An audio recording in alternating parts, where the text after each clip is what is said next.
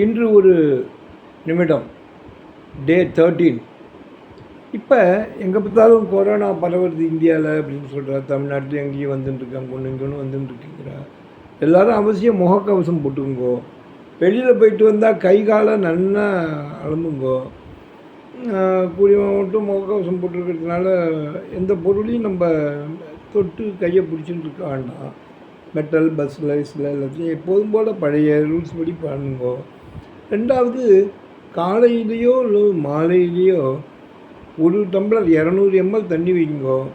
அதில் ஒரு 4 ஜீரகம், ஒரு 1/4 டீஸ்பூன் ஜீரகம், ஒரு ஒரு ஒரு 10 மிளகு அல்லது ஒரு 6 மிளகோட நல்லா நெசுக்கி அதில் போட்டுருவோம். ஜீரகம் மிளகு நல்லா கொதிக்க விடுங்க. அந்த தண்ணியை நல்லா கொதிக்க விட்டு ஒரே ஒரு சின்ன இஞ்சி பல் அதையும் நல்லா நெசுக்கி அதில் போடுங்க.